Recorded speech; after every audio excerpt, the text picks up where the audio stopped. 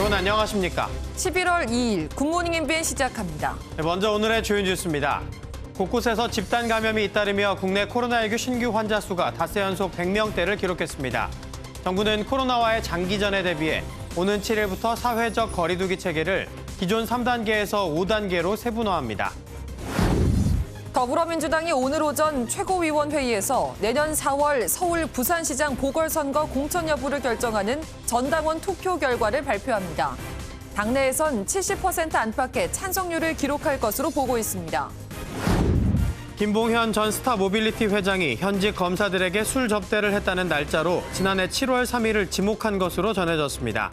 김 전 회장은 검찰에 전자보석에 협조해달라고 요청한 것으로 알려졌습니다. MBN이 단독 보도합니다. 미국 대선이 코앞으로 다가온 가운데 영국 시사주간지 이코노미스트가 트럼프 대통령의 재선 확률을 4%로 예측했습니다. 트럼프 대통령은 대선 개표에 수주가 걸릴 수 있다면서 매우 나쁜 일이 일어날 수 있다고 말했습니다. 정부가 현행 사회적 거리두기 3단계를 5단계로 세분화하는 개편안을 발표했습니다. 코로나19 장기화에 대비해 지역별로 세분화하고 대응 방안도 좀 더 촘촘히 나눴는데요. 개편안은 7일 이번 주말부터 시행됩니다. 첫 소식 권용범 기자입니다. 정부가 사회적 거리두기 체계를 5단계로 세분화하겠다고 밝혔습니다. 지난 6월 28일 현행 3단계가 도입된 지 4개월여 만입니다. 코로나19가 장기화하면서 지속 가능한 방역 체계를 도입해야 한다는 판단에 따른 겁니다. 맞춤형으로 재설계함으로써 현장의 방역 수칙 준수율을 높여 방역 효과를 제고하고자 합니다. 크게 생활방역, 지역유행, 전국유행 단계로 나누고 지역유행과 전국유행 단계에 1.5단계와 2.5단계가 추가됐습니다. 수도권과 충청권, 호남권, 경북권, 경남권, 강원, 제주 7개 권역별로 차등 적용됩니다. 단계를 구분하는 지표는 한 주간 하루 평균 국내 발생 신규 확진자 수입니다. 수도권은 100명을 넘어서면 1.5단계로 격상되고 전국적으로 400에서 500명 이상 확진되면 2.5단계로 넘어갑니다. 전국적 대유행을 뜻하는 3단계는 확진자 수가 800에서 1000명 이상 폭증하면 적용됩니다. 정부는 9종의 중점관리시설과 14종의 일반관리시설 모두 1단계부터 마스크 착용 등 핵심 방역 수칙 준수를 의무화하도록 했습니다. 현재는 대부분의 방역 수칙이 근고에 머무르는 등 1단계의 억제력이 충분하지 않다는 지적을 반영한 결과입니다.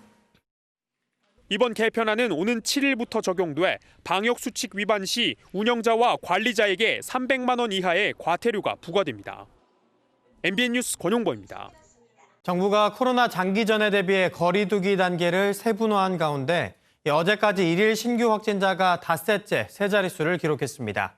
이 집단 감염이 계속 이어지면서 확산세가 줄어들지 않고 있는데 헬로윈데이에 많은 인파까지 몰리면서 긴장감이 높아지고 있습니다. 조동욱 기자입니다. 어제 오전 0시 기준으로 국내 코로나19 신규 확진자 수는 124명입니다. 닷새 연속 100명을 넘은 겁니다.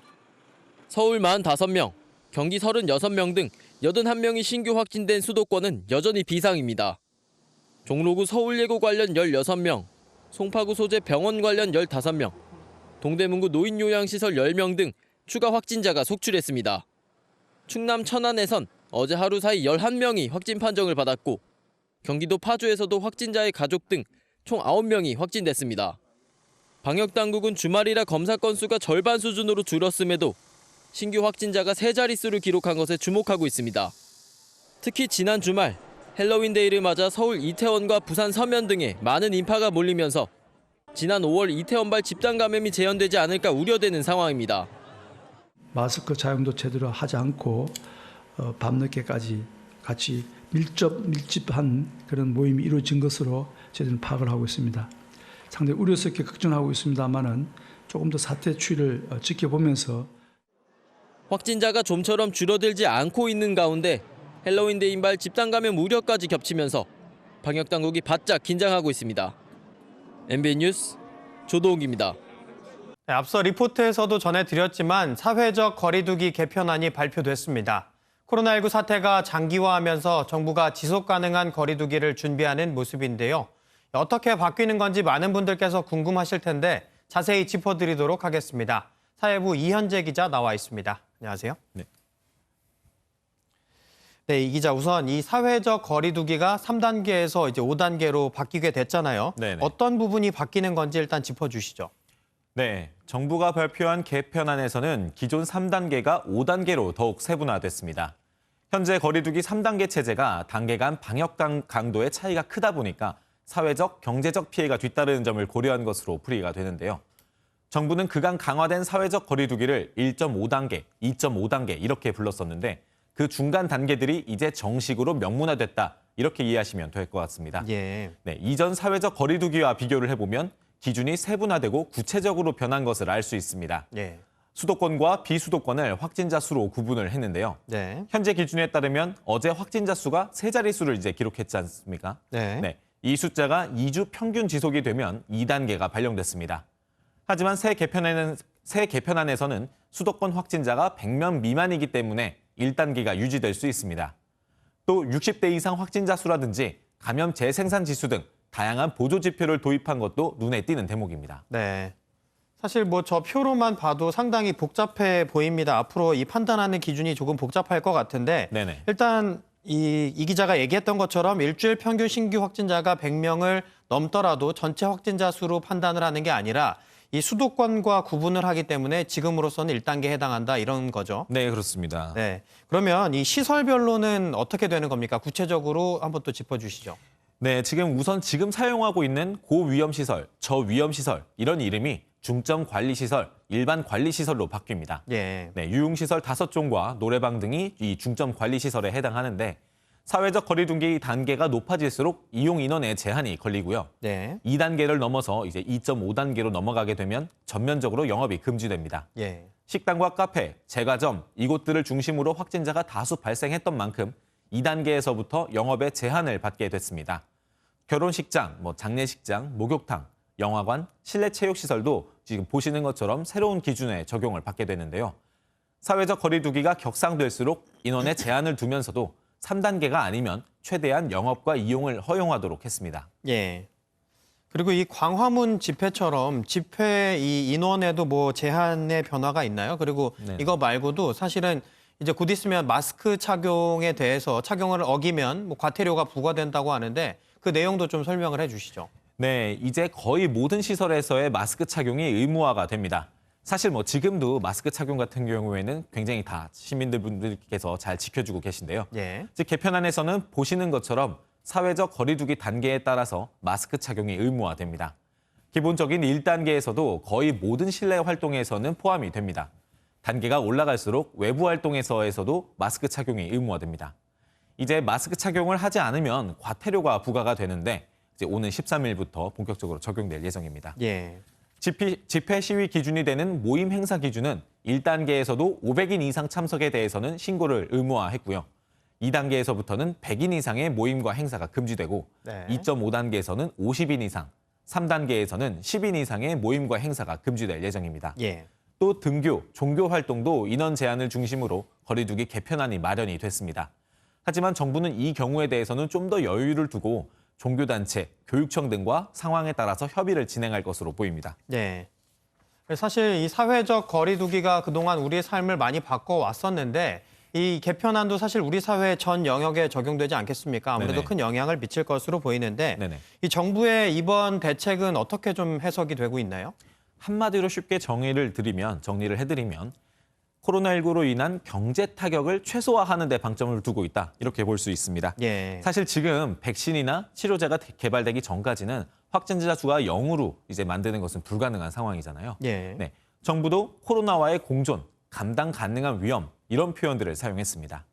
지금까지 거리두기로 서민 경제의 피해가 컸다는 점을 고려해서 더욱 효율적인 거리두기 체계를 갖추겠다는 뜻으로 풀이됩니다. 앞으로 정부가 브리핑 등을 통해서 거리두기 격상을 국민들에게 사전에 알리기로 했습니다. 앞으로 새로 마련된 개편안이 어떻게 작용할지 지켜봐야 할 것 같습니다. 네. 결국은 뭐 경제에도 신경을 쓸 수밖에 없는 부분이니까 이 경제에도 신경을 상당히 쓴 것 같은데 네네. 사실은 뭐 계속해서 지금 확진자도 세 자릿수로 나오고 있는 상황에서 아직은 또 방역에 좀 더 신경을 쓸 때다 이런 이야기도 나온다면서요. 네, 그럴 수밖에 없는 게 최근 코로나19 확진세가 가라앉지 않고 있다는 점 때문입니다. 예. 네, 그제인 토요일을 보면 진단검사 수가 평일보다 많이 줄어드는 주말인데도 불구하고 신규 확진자 수가 세 자릿수를 계속 유지했습니다.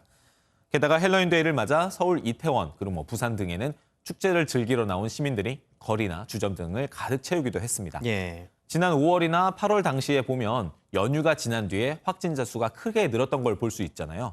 그래서 이제 앞으로 일주일이나 열흘쯤 지나면 헬로윈데이 여파가 나타나 상황이 더욱 심각해질 가능성이 있습니다. 이런 와중에 경제에 방점이 찍힌 개편안이 발표됐다 보니까 아직은 방역에 더 신경 써야 하는 것 아니냐 그런 의견도 나오는 상황입니다. 네. 네, 그동안 사회적 거리 두기로 인한 서민 경제 피해도 컸다는 점을 고려한 조치로 보이는데요. 우리 모두의 생활에 영향을 미칠 새로운 개편안, 놓치거나 허술한 부분은 없는지 계속 지켜봐야 할 것 같습니다. 지금까지 사회부 이현재 기자였습니다. 고맙습니다. 내년 4월 서울시장과 부산시장 선거에 후보를 공천하느냐를 두고 당원 투표를 마친 더불어민주당은 오늘 오전 결과를 발표한다고 밝혔습니다. 국민의힘은 민주당의 이성과 양심이 마비됐다고 맹비난하면서 문재인 대통령도 입장을 밝혀달라고 촉구했습니다. 김순철 기자입니다. 더불어민주당이 내년 4월 서울과 부산시장에 후보를 공천할 것인지를 놓고 이틀 동안 진행한 온라인 당원 투표가 끝났습니다. 이번 투표는 중대한 잘못으로 재보선을 치르면 후보를 내지 않는다는 기존 당원에 전당원 투표로 달리 정할 수 있다는 예외 조항을 두는 것에 대해 찬반을 묻는 내용입니다.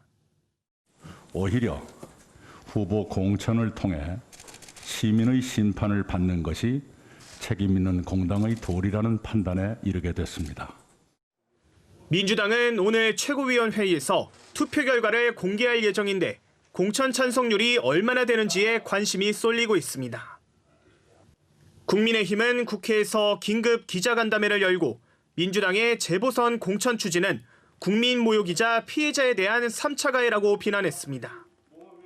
특히 이번에 개정을 추진하는 당원은 문재인 대통령이 지난 2015년 당대표 시절 만든 조항이라며 대통령의 입장을 물었습니다. 문 대통령도 당헌 당규 개혁에 동의하는지 국민 앞에 분명하게 입장을 밝혀야 할 것입니다. 국민의힘은 내년 재보선에 838억 원의 비용이 들어간다며 민주당의 잘못으로 이 같은 혈세가 낭비된다고 비판했습니다. MBN 뉴스 김순철입니다. 앞서 보신 것처럼 경합주 6곳의 표심이 이번 대선 결과를 가를 중요 변수가 될 텐데요. 영국 시사주간지 이코노미스트는 트럼프 대통령이 재선에 성공할 가능성이 4%에 불과하다는 예측을 내놨습니다. 장명훈 기자입니다. 영국 시사주간지 이코노미스트가 예측한 2020년 미국 대선 결과입니다. 신문은 선거인단 투표에서 바이든 민주당 후보가 96%로 승리하고 트럼프 대통령이 이길 확률은 4%로 예측했습니다. 지난 3월부터 조사를 시작한 이래 가장 큰 격차입니다. 트럼프 대통령이 전체 투표수를 이길 확률은 1%로 내다봤습니다. 6곳의 경합주를 바이든 후보가 모두 석권하면서 확보 선거인단은 350명, 트럼프 대통령은 188명에 그칠 것으로 예상했습니다. 이코노미스트는 여론조사 한계를 극복한다는 취지로 현직 대통령의 지지도, 경제 상황 등을 반영하는 자체 모델을 개발해 사용 중입니다. 불리한 판세를 의식한 듯 트럼프 대통령은 다시 한번 우편 투표를 문제 삼았습니다. 9천만 명이 넘는 유권자가 사전투표에 참여하면서 우편투표 도착이 지연되고 있는데 트럼프 대통령은 개표에 수주가 걸릴 수 있다며 매우 나쁜 일이 일어날 수 있다고 밝혔습니다. 트럼프 대통령이 무슨 의미로 매우 나쁜 일을 언급했는지는 불확실합니다. 민주당 지지층이 우편투표를 다소 선호하기 때문에 이를 차단하려는 의도일 수 있고 대선 패배 시 결과에 불복할 수 있다는 관측도 나옵니다. MBN 뉴스 장명훈입니다. 횡령과 뇌물 등의 혐의로 징역 17년형이 확정돼 오늘 재수감되는 이명박 전 대통령이 오후 2시쯤 서울중앙지검에 출석할 예정입니다. 이 전 대통령은 서울 동부구치소 독거실에 수감될 것으로 보입니다. 김종민 기자입니다. 재수감을 하루 앞둔 서울 논현동 이명박 전 대통령의 자택엔 적막감만 감돌았습니다. 가을비가 내리는 가운데 드나드는 인적도 없이 일부 유튜버들만 문 앞을 지켰습니다. 이 전 대통령은 특별한 일정 없이 가족과 시간을 보낸 것으로 알려졌습니다. 보석으로 풀려나 있다 지난달 29일 대법원에서 징역 17년 실형을 확정받은 이 전 대통령은 오늘 오후 2시쯤 서울중앙지검에 출석할 예정입니다. 이후 검찰 차량으로 서울 동부구치소로 이송되는데 이곳은 이 전 대통령이 검찰 수사를 받다가 구속영장이 발부된 지난 2018년 3월부터 보석으로 풀려나기까지 1년 동안 수감 생활을 한 곳입니다. 수감될 방도 당시와 같은 약 13제곱미터 크기의 독거실이 될 것으로 보입니다. 화장실이 딸렸고 TV와 책상, 이불 매트리스 등 침구류, 사물함, 싱크대 등이 비치된 방입니다. 전직 대통령 수용 사례를 고려해 전담 교도관이 지정되지만 신체 검사와 수용 기록부 사진 촬영 등 수용 절차는 일반 재소자와 동일하게 이루어집니다. 금고 이상의 형이 확정된 대통령에게는 법에 따른 어떤 예우도 제공되지 않기 때문에 이 전 대통령은 연금과 치료 등 지원이 끊기고 경호도 중단됩니다. MBN 뉴스 김종민입니다. 지난 4.15 총선에서 회계 부정 등을 저지른 혐의를 받는 정정순 더불어민주당 의원에 대해 검찰이 구속영장을 청구했습니다. 이르면 오늘 구속 여부가 결정될 것으로 보이는데요. 만약 구속된다면 21대 국회의원 첫 구속 사례가 됩니다. 전정인 기자입니다. 지난달 29일 국회에서 체포동의안이 가결되고 이틀 만에 검찰에 자진 출두한 정정순 더불어민주당 의원. 저는 검찰 출석을 하지 않겠다는 말씀을 드린 적은 없고요. 그래서 오늘 국회와 관계없이 출석을 하려고 했던 거고 그런 측면에서 보면 오늘 성실하게 이렇게 임하도록 하겠습니다. 검찰은 정 의원 출석 직후 체포영장을 집행하고 조사 이틀 만에 구속영장을 청구했습니다. 검찰은 정 의원이 지난 4.15 총선에서 회계 부정을 저지르고 불법 정치자금을 받은 것으로 보고 있습니다. 정 의원은 또 청주시 자원봉사센터에서 부정 취득한 회원 정보를 선거운동에 활용한 혐의도 받고 있지만 검찰 조사에서 혐의를 완강히 부인한 것으로 알려졌습니다. 정 의원의 구속 여부를 결정짓는 영장실질심사는 이르면 오늘 열릴 것으로 보입니다. 국회의 체포 동의에 따라 영장을 발부한 이후 청구된 구속영장에 대해서는 국회의 동의를 받지 않아도 됩니다. 정 의원이 구속되면 21대 국회의원 가운데 첫 구속 사례가 됩니다. MBN 뉴스 전정인입니다. 14명의 부녀자를 살해한 것으로 드러난 이춘재가 오늘 증인으로 법정에 섭니다. 연쇄살인을 자백한 뒤 처음으로 재판에 출석하는 건데요. 다만 피고인 신분이 아니어서 언론에 법정안 촬영이 불어돼 얼굴이 공개될 가능성은 낮아 보입니다. 박은채 기자입니다.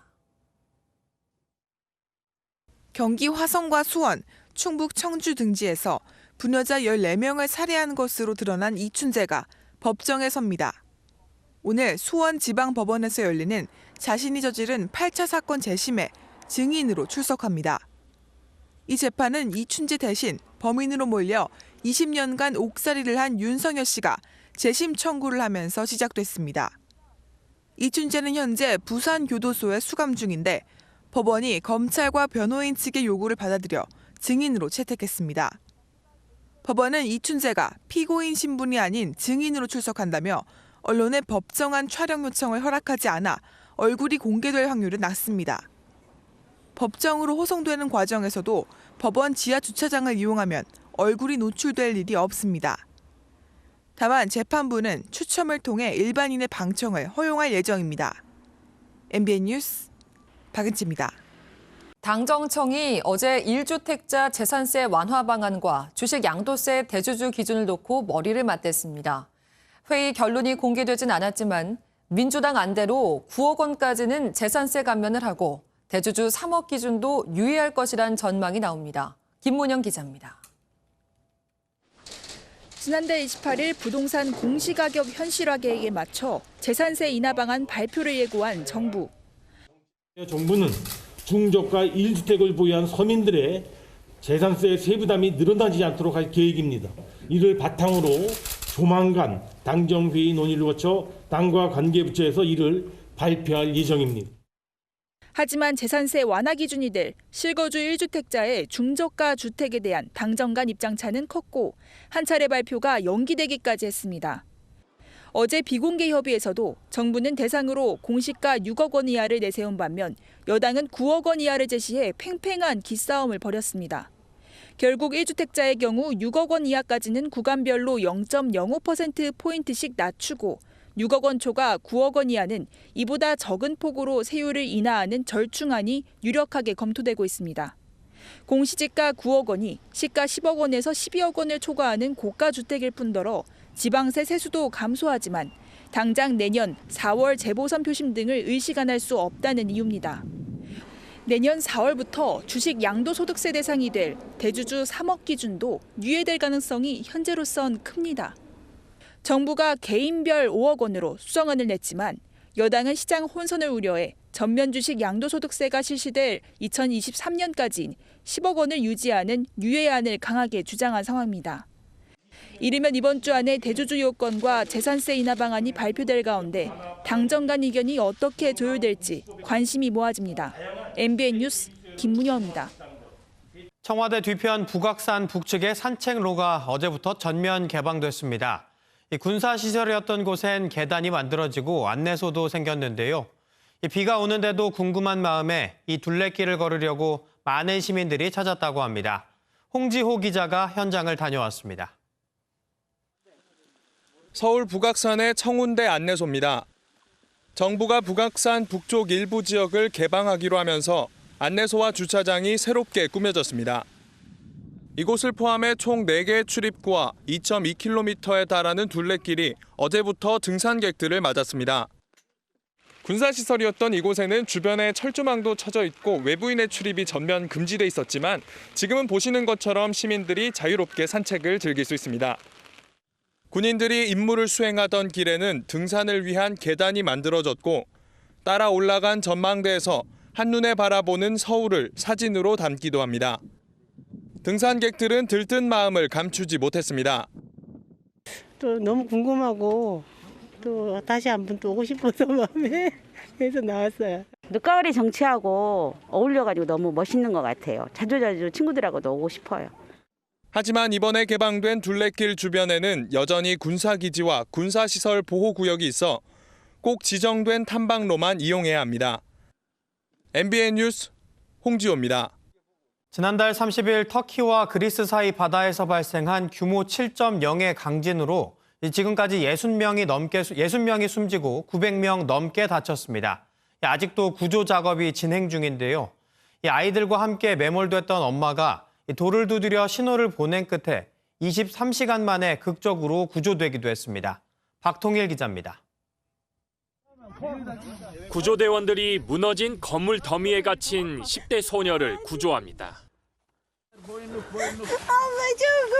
Tamam, hiç korkma. Korkacağın hiçbir şey yok. Elimi tutar mısın? Ver, tabii ki tutarım. 곧바로 병원으로 옮겨진 소녀는 치료를 받으며 안정적으로 회복 중입니다. İyi, daha iyiyim. Travma olmuştu benim için. 자녀들과 잔해에 깔린 30대 여성이 23시간 만에 극적으로 구조되기도 했습니다.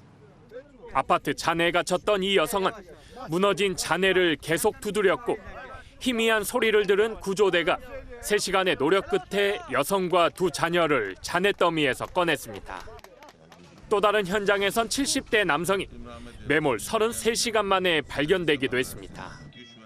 터키와 그리스 사이의 에게해에서 발생한 강진으로 현재까지 60명이 사망하고 930여 명이 다쳤습니다. 하지만 붕괴한 건물 잔해에서 수색 구조 작업이 계속되고 있어 피해 규모는 더 늘어날 것으로 보입니다. MBN 뉴스 박통일입니다.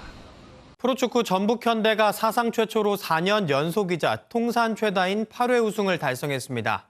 41살 이동국 선수는 은퇴 경기에 풀타임 활약하며 유종의 미를 거뒀습니다. 더 뛰어도 되겠지만 이제는 보내야겠죠. 구경호 기자입니다. 이동국은 23년 프로 생활을 마감하는 경기에 선발 출전해 득점 의지를 불태웠습니다. 전매 특허인 발리슛도 했지만 골키퍼 정면으로 날아가 아쉬움을 삼켰습니다. 골맛은 이동국의 후계자로 꼽히는 조규성이 봤습니다. 조규성은 최철순의 크로스를 머리로 받아 넣어 선제골을 넣었습니다. 조규성은 여기에 그치지 않고 한 차례 더 슈팅 기회가 오자 침착하게 오른발로 마무리하고는 이동국과 함께 기쁨을 나눴습니다. 이동국이 끝까지 뛰며 분전한 전북은 2대0 완승을 하고 2위 울산을 승점 3점 차로 제치고 우승을 차지했습니다. 사상 최초 4년 연속이자 통산 최다인 8회 우승 금자탑입니다. 전북의 모든 우승 역사를 함께한 이동국과 모 기업인 현대차 그룹의 정의선 회장은 잔치를 즐겼습니다. 마지막을 이렇게 해피엔딩으로 끝나게 돼서 우리 동료 선수들한테 너무 감사드리고 여기 많은 분들이 오셨는 것 같은데 이 팬 여러분들한테 너무 감사합니다. 전북 구단은 이동국의 등번호인 20번을 구단 처음으로 영구 결번하며 떠나는 전설에게 예우를 다했습니다. 한편 2위 울산은 광주에 이기긴 했지만 지난해에 이어 또다시 막판에 미끄러지면서 통산 최다인 9회 준우승에 머물렀습니다. MBN 뉴스 구경호입니다. 네, 어제 열릴 예정이었던 LG 트윈스와 키움 히어로즈의 2020 KBO 와일드카드 결정 1차전이 비로 취소됐습니다. 취소된 경기는 오늘 오후 6시 반에 서울 잠실구장에서 열립니다. 댓글을 이용한 불법 여론조작 혐의로 1심에서 실형을 선고받은 김경수 경남지사의 항소심 판결이 오는 6일 나옵니다. 1심 선고 후 1년 9개월 만으로 김 지사의 항소심 선고는 지난 1월로 예정됐으나 이 재판장이 교체되고 추가 심리에 시간이 걸리면서 예정보다 10개월가량 늦어졌습니다. 농구 선수 중 등번호 23번이라고 하면 누가 떠오르시나요? 아마 마이클 조던을 떠올리는 분이 많겠지만 알고 보면 이분도 23번을 달았다고 하네요. 농구공을 받아든 한 남성. 곧바로 던진 공은 깔끔하게 그물을 통과합니다. 완벽한 3점 슛을 선보이고 쿨하게 떠나는 그는 바로 버락 오바마 전 미국 대통령이었습니다. 고등학교 시절 농구 선수이기도 했던 오바마 전 대통령은 대선 유세연설에서도 농구 선수들의 이름을 자주 거론하는가 하면 오프라 윈프리 쇼에서 자유투를 선보이는 등 자신의 농구 사랑을 숨기지 않았죠. 오바마 전 대통령의 이번 슛 장면은 SNS에서 순식간에 조회수 300만을 넘겼다네요. 걸어다니는 건물이 있다고 하면 믿어지시나요? 중국에선 8,000톤에 가까운 건물에 발을 달아 통째로 이동시켰다고 합니다. 한 발 한 발 움직이는 이건 중국 상하이시의 한 학교 건물입니다. 무게만 무려 7,600톤인 대형 건물이 어떻게 통째로 움직인 걸까요? 1935년에 세워진 이 학교는 문화재로 지정돼 보호를 받아왔습니다. 도시개발 사업을 추진하면서 시는 학교를 철거하는 대신 이전하기로 했는데요. 건물을 70cm 들어올려 이동식 지지대 198개를 설치했고 센서로 조종해 마치 걸어서 움직이듯 조금씩 이동시켰습니다. 시에서 처음 시도한 이번 작업으로 18일 동안 60m나 움직였다고 하네요.